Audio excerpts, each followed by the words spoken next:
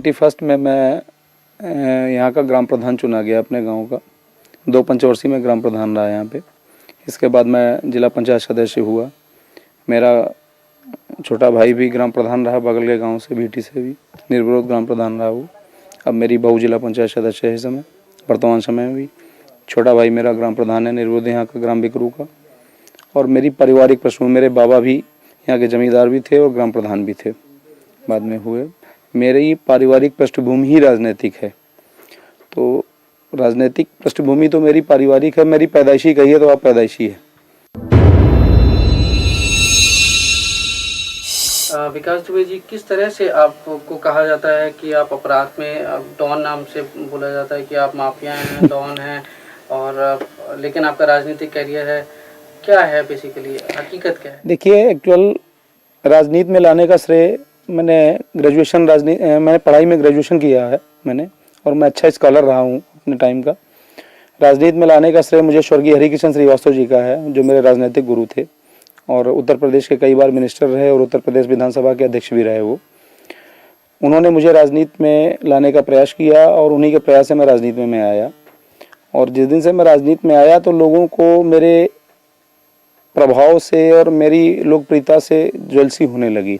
आज तक कोई भी ऐसा मामला नहीं है जिसको मैंने अपने हाथ से मैंने कोई अपराध किया हो या मैंने कोई अपराध को बढ़ावा दिया हो। अपराध से मेरा कोई दूर दूर से रिश्ता नहीं है। मेरी राजनीतिक वर्चस्व की जंग है जो मेरे जिंदगी तक और मेरे मरते दम तक जारी रहेगी। लेकिन इस राजनीतिक वर्चस्व की जंग में बम, गोली और हत्या ये सब चलता नहीं, ऐसा नहीं है। हमारे यहाँ हमारी राजनीतिक जंग में कभी भी ऐसा कुछ भी नहीं हुआ कि मैंने किसी को मरवाया हो या किसी को मारा हो या किसी को मारने के लिए प्रेरित किया हो। किसी के ऊपर आरोप लगा देना, आप तो समझते हैं कि उत्तर प्रदेश में होता क्या है कि मर्डर कहीं होता है, फंसाए कई लोग जाते हैं। मर्डर कोई करता है, उसके भाई, उसके खानदान, उसके परिवार, उसके सब सारे लोगों को फंसाया जाता है। ये एक उत्तर प्रदेश की एक ये ट्रेंड बन गया है लोगों का राजनीति में फंसाने का, और उसी का मैं शिकार हुआ हूँ। एक श्रम राज्य मंत्री संतोष शुक्ला का हत्या का आपके ऊपर आरोप लगा, उस वक्त आप कहाँ थे? क्या वो हत्या आपने की? जी नहीं, जिस दिन उनकी हत्या हुई थी उस समय मैं थाने में अपनी FIR लिखाने हुए गया हुआ था। मेरे ऊपर अटैक हुआ था। उसके बाद मैं जब वहाँ से चला आया, जब अपने ऊपर अटैक किया मेरे ऊपर, मैं उस दिन कानपुर जा रहा था अपनी पत्नी को लेकर। वो बीमार थी, उनको किडनी पेन था। रास्ते में मेरे ऊपर बम से अटैक किया गया, बम और गोलियां चलाई गई मेरी गाड़ी पर। तो मैं उसकी FIR, जब मैंने SP कानपुर देहात को फ़ोन किया कि मेरे ऊपर इस तरीके से घटना हुई, तो उन्होंने मुझे कहा कि आप वहीं रुकिए, मैं फोर्स भेज रहा हूँ। फोर्स मुझको वहाँ से लेके आया, मैंने थाने में FIR लिखाई और मैं चला आया। इसके बाद थाने में जो जिन मंत्री जी का आप नाम ले रहे हैं, वो मंत्री जी किन्हीं कारणों से अपना पहुँचे और उन्होंने किसी तरीके से पुलिस से उलझाव किया। वहाँ लोगों से उनकी कहासुनी हुई। इसके बाद क्या हुआ क्या नहीं हुआ उससे मेरी जानकारी नहीं है। उनकी हत्या की जानकारी या उनके मरने की जानकारी मुझे लखनऊ में हुई। हत्या के कई चश्मदीद थे। मनोज शुक्ला, जो संतोष शुक्ला मंत्री के भाई थे, उन्होंने आपको देखा था कि आपने गोली मारी है? नहीं, ऐसा कुछ नहीं। ये देखिए, इस बात को तो अदालत में इसका ट्रायल हो चुका है मुकदमे का, और अदालत में इस चीज़ साबित हो चुकी है कि मनोज शुक्ला पेशबंदी में उनसे, मनोज शुक्ला के साथ जितने उनके गनर, संतोष शुक्ला जी के साथ गनर, शैडो ड्राइवर और उनके प्राइवेट लोग थे, उन्होंने सारे ने गवाही दी कि जिस समय संतोष शुक्ला का मर्डर हुआ उस समय विकास दुबे या जो लोग आरोपित लोग हैं इनके परिवारजनी, ये लोग मौके पर नहीं थे। इनका नाम पुलिस के कहने पर FIR में लिखाया गया। जैसा पुलिस ने कहा मैंने वैसा FIR में लिखाया। अब वो मुकदमा ट्रायल होने के बाद भी उसमें दोषमुक्त हो चुके हैं सारे लोग, और उस मुकदमे की कार्रवाई सारी जो कुछ थी वो समाप्त हो चुकी है। मैंने अदालत में सरेंडर किया, न्याय में मेरा विश्वास था, मैंने अदालत में सरेंडर किया और उस मुकदमे को फेस किया। सारे ट्रायल को, जितने दिन ट्रायल रहा मैं अंदर रहा। मैंने ट्रायल पे मेरा जब ट्रायल हो गया, मैं समाप्त हुआ, मेरा मुकदमा खत्म हुआ, उस समय मैं जेल के बाहर आया।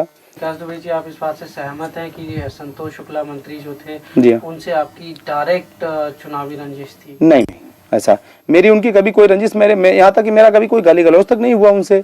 हाँ, राजनीतिक वर्चस्व की जरूर लड़ाई थी। बारे में कहा जाता है आप डॉन है, क्या आप मानते हैं? नहीं, ऐसा कुछ भी नहीं है। मेरी ओपिनियन, आप क्षेत्र में जाइए, हमारे कम से कम विधानसभा, अगर पूरे जिले में नहीं जा पाते हैं तो कम से कम मेरी विधानसभा में जाके और प्रति गांव एक आदमी से सर्वे करिए। खाली विकास दुबे के बारे में व्यक्तिगत है, विकास दुबे का एक काम देखिए। विकास दुबे इस क्षेत्र के सबसे बड़े लैंडलॉर्ड हैं। हमारे पास सारे हैं, मैं स्वयं की खेती कराता हूँ, स्वयं का मेरा व्यापार है, स्वयं का मेरा शेड कॉर्पोरेशन का काम है, मेरा आर्थिक भी है। आज तक मैंने कोई आर्थिक, ऐसा नहीं कि मैंने कोई आर्थिक अपराध कराया हो, किसी अपराध में संलिप्त रहा हूँ। आरोप लगा देने से ही कोई अपराधी उड़ान नहीं हो जाता है। विकास दुबे के वर्चस्व को कम करने के लिए ये सारे मुकदमे फर्जी लगाए गए, जो कि अदालत में सारे खत्म हो चुके हैं। 2-4 मुकदमे भी ट्रायल पर हैं, जिनका मैं फेस कर रहा हूं, और ट्रायल होने के बाद जो भी अदालत निर्णय करेगी उसको मान्य करूंगा। मैं एक चीज जानना चाहता हूँ, छात्र जीवन से लेके अब तक आपके ऊपर कितने मुकदमे लगे गए, कितने में आप बरी हुए, कितने अभी आपके ऊपर चल रहे हैं? मेरे हिसाब से 45 मुकदमे आज तक मेरे ऊपर खिलाफ कायम किए गए। किस तरह के? गैंगस्टर के हैं, गुंडा एक्ट के हैं, पुलिस के। अभी आपने बताया सहारनपुर में साहब भी दिखाया कि साहब वो गैंगस्टर में वहाँ से वांछित थे, तो चूरन, नशे का चूरन खा रहे थे आप।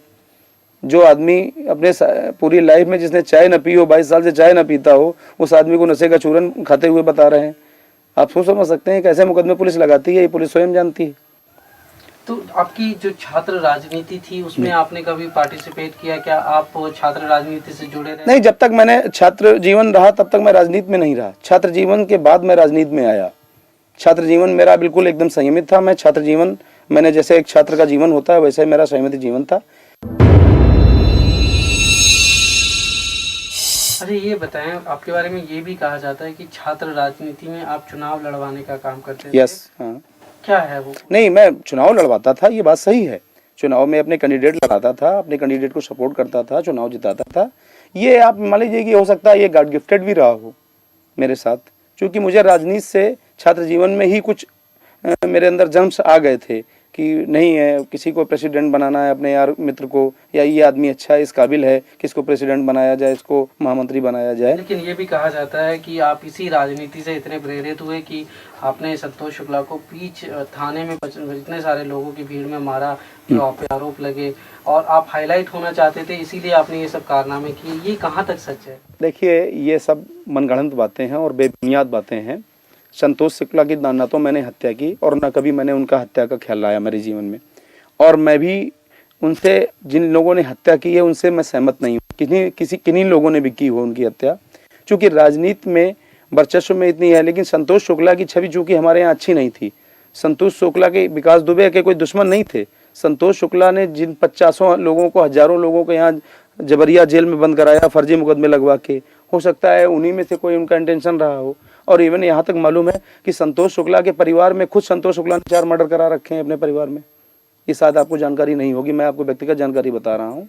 संतोष शुक्ला ने अपने 2 भाइयों और अपने चाचा का मर्डर भी करा रखा है अपने गाँव में, और इनके गाँव के लोग भी इनके विरोधी हैं। वो हमारी विधानसभा के रहने वाले नहीं थे, लेकिन इनके गाँव के, और आज भी उसमें से एक आदमी फरार है। इनकी हत्या के उद्देश्य से फरार हुआ था रमाकांत शुक्ला, जो इनके परिवार का ही है, ग्राम प्रधान था इनके गाँव का, और वो इनकी हत्या के उद्देश्य से कसम खा के ही फरार हुआ था।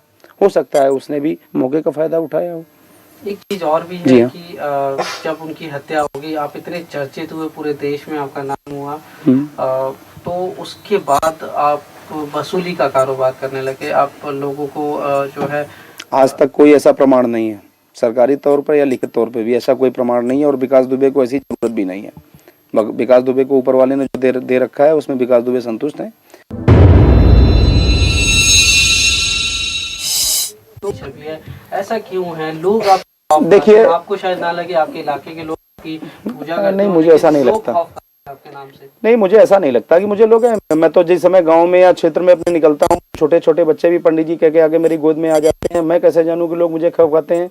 और दूसरी बात मैं आपको बताऊं, खौफ से सिलेक्टेड हुआ जा सकता है, इलेक्टेड नहीं हुआ जा सकता है। इलेक्टेड आदमी वही हो सकता है, और आज तक मैं कभी सेलेक्ट होके कोई मैं नेता नहीं बना, ना मैंने कोई पाया। आज तक जितने भी इलेक्शन लड़े, मैंने पब्लिक इलेक्शन लड़े, और आज के इस दौर में पब्लिक को टेरर में लेना या पब्लिक को टेरर लेके वोट लेना, ये संभव नहीं है।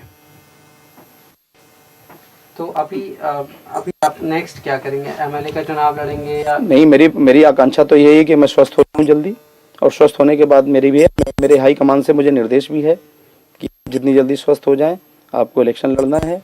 आप जिस समय स्वस्थ हो जाएं हाई कमान रिपोर्ट करिए, आपको क्षेत्र दिया जाता है, जिस क्षेत्र के लिए आपको कहा जाता है उस क्षेत्र में आके आप चुनाव की तैयारी कीजिए। आपको अपनी सुरक्षा को लेकर कोई चिंता होती है कि तो बहुत दुश्मन होंगे? तो देखिए, राजनीति में आज तक कितने लोगों की हत्याएं हुई, सबको सुरक्षा मिली हुई थी। जब ऊपर वाला जब तक नहीं चाहेगा तब तक किसी की हत्या नहीं हो सकती। जब ऊपर वाला किसी के ऊपर ठीक होता है तब ठीक है। अगर हमने गलत काम किए होंगे तो मेरी हो सकता है हत्या भी हो सकती है। अगर मैंने अच्छे काम किए होंगे तो हो सकता है ऊपर वाला हमको भी लोगों की सेवा करने के लिए जिंदा भी रखेगा। लेकिन फिर भी सुरक्षा को लेके आप क्या एहतियात बरतते हैं? क्या सरकारी सुरक्षा आपने मांगी? देखिए, मुझे अभी तक सरकारी सुरक्षा प्राप्त थी। इस गवर्नमेंट में 11 दिसंबर 2004 तक 4 जनवरी 2005 तक मुझको सरकारी गनर प्राप्त था। एक बार नहीं, 3 4 बार प्राप्त रहा मुझे। लेकिन कुछ राजनीतिक कारणों से मेरा गनर वापस ले लिया गया, इसलिए मुझे व्यक्तिगत सुरक्षा अपनी रखनी पड़ती है। और चूंकि आप जानते हैं उत्तर प्रदेश की राजनीति में राजनीति करने वाले आदमी को या चर्चित आदमी को अपने राजनीति से ज़्यादा अपने सुरक्षा की चिंता होती है, लेकिन मैं उतना भी चिंतित नहीं होता हूँ।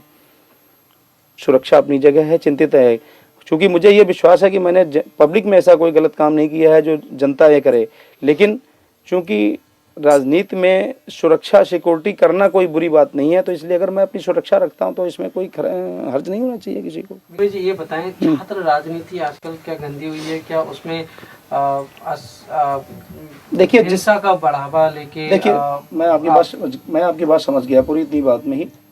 देखिए, जिनको राजनीति में मठाधीश कहा जाता है उन लोगों का सीधा दखल छात्र राजनीति में है, जो अपने उल्लू सीधे करते हैं छात्रों के जरिए से। और ये दखल, मठाधीशों का दखल छात्र राजनीति में कतई नहीं होना चाहिए, इसका मैं विरोधी हूँ। छात्र राजनीति एक प्राथमिक सीढ़ी है और वो बिल्कुल पाक साफ होनी चाहिए। क्योंकि जब बच्चा शुरुआत में बेसिकली पढ़ने जाता है प्रेप या नर्सरी में, जो शिक्षा उस समय उसको प्राप्त होती है वही उसकी आखिरी तक ग्रेजुएशन और पोस्ट ग्रेजुएशन एमटेक बीटेक तक चलती है। अगर किसी आदमी की नींव ही खराब कर दी जाएगी, छात्र राजनीति में अगर मठाधीशों का दखल रहेगा तो छात्र राजनीति कभी भी पाक साफ सुथरी नहीं रहेगी। लेकिन एक मठाधीश मेरे सामने बैठे हैं, उनका भी दखल रहा छात्र राजनीति में। उन्होंने भी अपने कैंडिडेट खड़े किए, उन लोगों को जिताया बाकायदा। जब तक मैं जब तक स्टूडेंट था तब तक मैं राजनीति में, छात्र राजनीति में मेरा इंटरेस्ट रहा। जिस दिन से मैंने स्टूडेंट लाइफ मेरी समाप्त हुई उस दिन से मैंने छात्र राजनीति में कभी दखल नहीं रखा। पर राजनीति में मठाधीश बनना कोई बुरी बात तो नहीं है, लोग बनते हैं। और नहीं, मेरी समझ में बुरी बात है। कुछ और कहना चाहेंगे आप हमसे?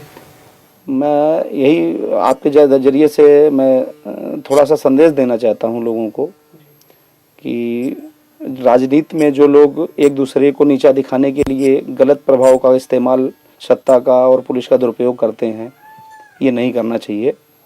किसी भी अच्छे व्यक्ति को आगे बढ़ने से रोकने के लिए ये रास्ता अच्छा नहीं है। अगर किसी को इस तरह रोकना है तो उसके राजनीतिक प्रभाव को कम करिए, उसकी खामियां पब्लिक में बताइए। लेकिन किसी के ऊपर आप फर्जी मुकदमे लगा के बंद करवा दें अपने राजनीतिक प्रभाव के इस्तेमाल से, ये बात ठीक नहीं है। लेकिन पिताजू जी, शुरुआत में तो शायद कभी ना कभी आपने कुछ ऐसा कुछ किया होगा जिसकी वजह से आज लगे होंगे। उसके बाद क्या पुलिस ने जबरदस्ती डाले केस? देखिए, पुलिस आज भी मेरी विरोधी नहीं है और पुलिस मुझसे कभी भी इस तरह से असहमत नहीं रही। मैं ग्राम प्रधान रहा, बराबर पुलिस दरवाजे आती है, बराबर क्षेत्र के एसओ सीओ साहब जो भी हों, जो बुलाते हैं, मैं आज भी थाने जाता हूँ। मैं कोई पुलिस से मुंह नहीं छिपाता हूँ। लेकिन जो मेरा सवाल है वो ये है कि शुरुआत में तो जरूर आपसे कुछ गलतियां हुई होंगी, जिसका बाद में जो है लंबे अरसे में पुलिस ने उसको ध्यान में रखते हुए और केसेस थोपे होंगे, चाहे वो राजनीतिक। देखिए, पुलिस ने जो कुछ भी किया मेरे साथ वो राजनीतिक दबाव में किया। पुलिस ने व्यक्तिगत रूप में मैंने ऐसा कोई काम किया और ना पुलिस ने। देखिए, पुलिस को सिर्फ निर्देशित करके उनको दबाव देकर उनसे गलत कराया गया। पुलिस ने जानबूझकर मेरे साथ कोई गलत काम नहीं किया।